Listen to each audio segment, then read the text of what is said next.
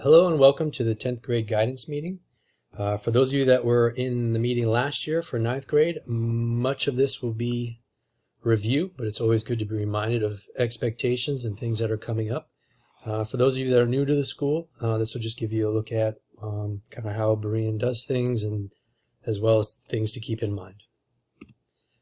So the first thing we're going to look at are graduation requirements. First graduation requirement we're going to look at is the grade point average. So for you to graduate from high school, you need at least a 2.0 GPA to graduate from high school, which, as you can see from this chart, means on average you need to be maintaining a C in your classes, which is between a 70 and a 79%. Obviously, we want to do higher than that, but that is the minimum to graduate from high school. You really want to be keeping it more up into the A's and B's range for all of your classes. The next graduation requirement we're going to look at are credits. For you to graduate with a college prep diploma, you need to have 28 credits. And if you didn't know, basically every time you complete a class, a full year class, you get a credit. So basically what it's saying is you need to successfully complete 28 classes in order to graduate with a college prep diploma. And that will allow you to apply to a four-year college university. We do also offer a standard diploma, which is 24 credits. It's the same requirements as a college prep diploma, but you have 2 years of foreign language that you do not need to take, 1 less science, and 1 less elective. This will allow you to apply to a 2-year college university, like a community college and trade school. So when looking at your credits and how they're kind of laid out, you need 28 credits for a college prep diploma, but you also need to have them in the right subjects. So with this chart, it shows CP stands for college prep, S stands for standard. We're going to focus on college prep because that's what the vast majority of students get at Berean. You will see that it shows for math, you need 4 credits for a college prep diploma, 2 for social studies, science is 4, and so on. You can kind of look and read. And then the number for standard is over here. Ms. Hoback and I do a pretty good job of tracking your credits and making sure you're taking the classes you need. So that's not too much of a concern, but it is something you need to kind of be tracking and just be aware of. Okay.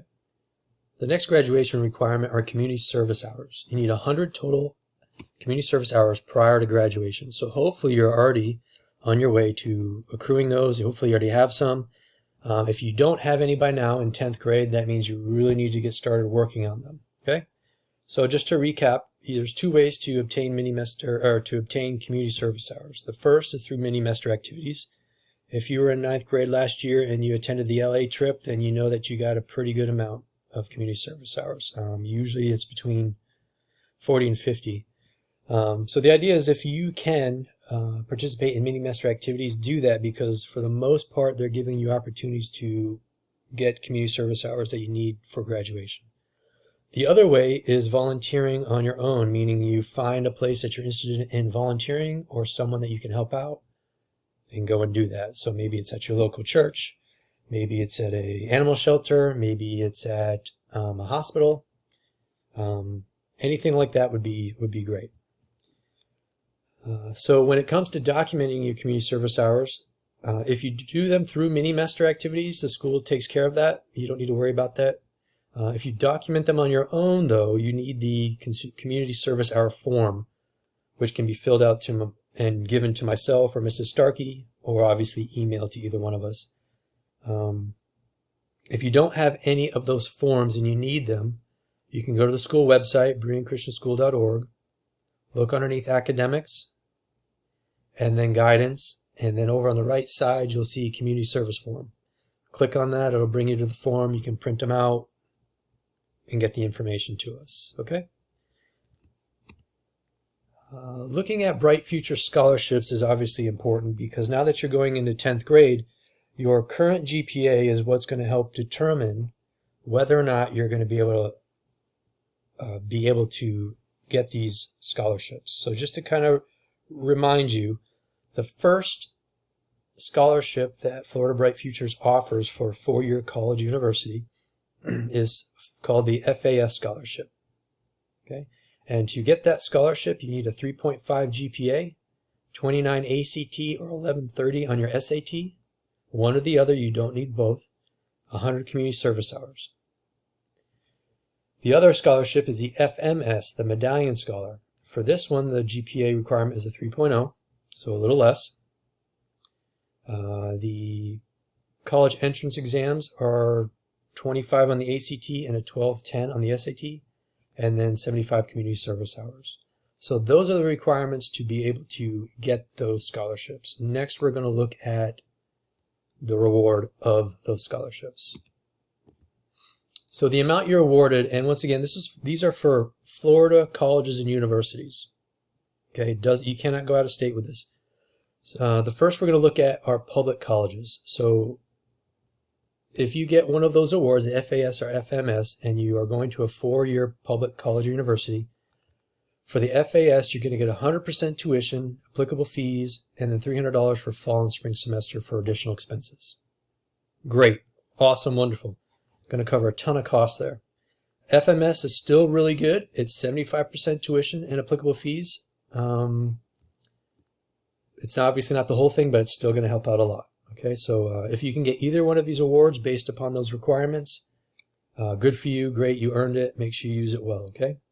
So that was for public colleges. For those of you that are interested in going to a private college, we're going to look at the next slide.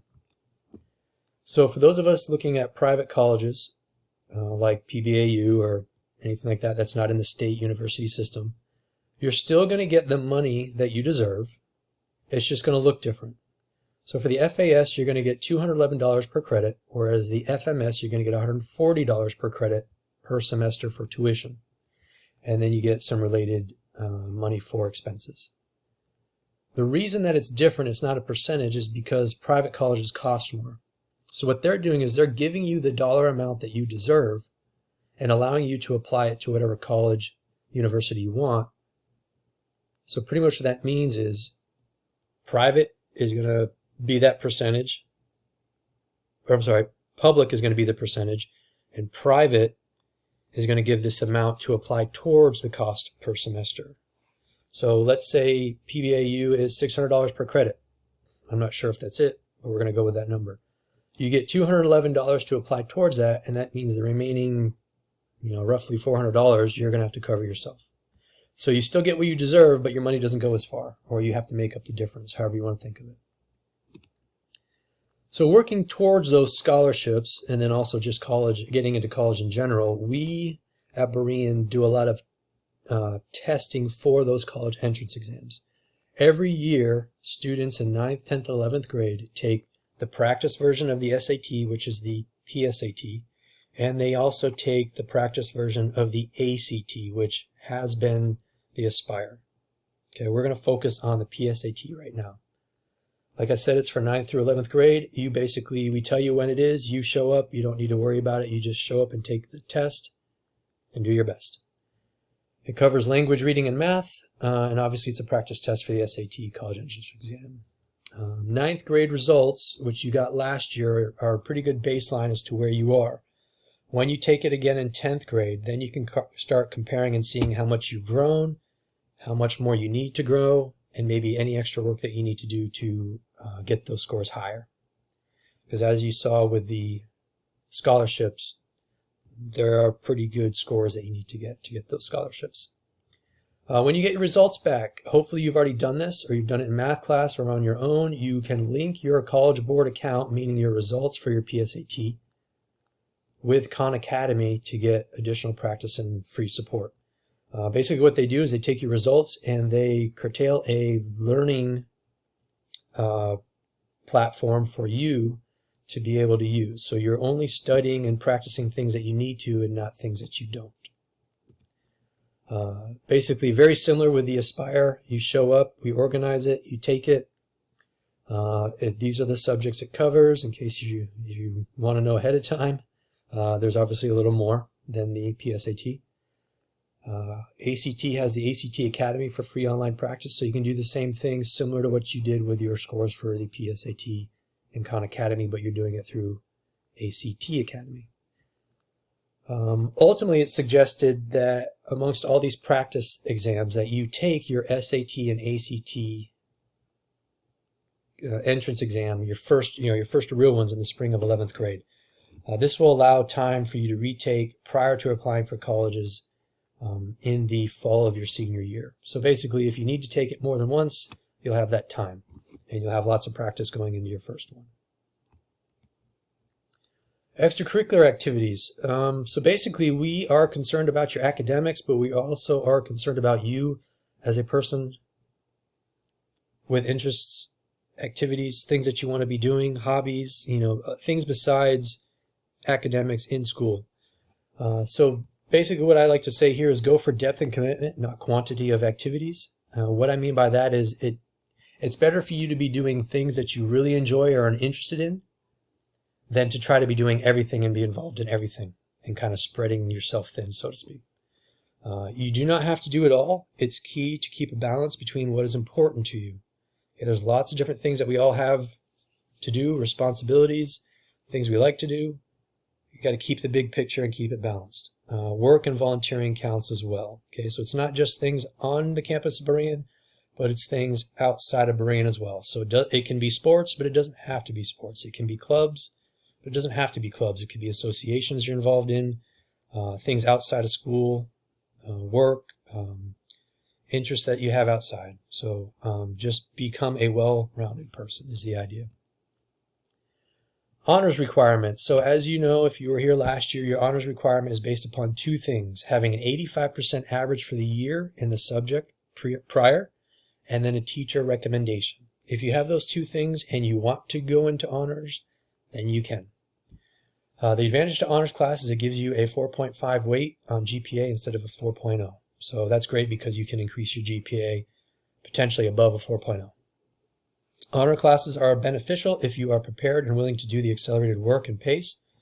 There's no advantage to taking an honors class if you're not going to have at least a B, though. Just because you qualify does not mean you have to take an honors class. You need to consider all you're involved in. So once again, if this is your first time being eligible for an honors class and you don't feel comfortable, then don't do it. Or maybe you want to, you become eligible for 2 or 3 and you just want to take 1.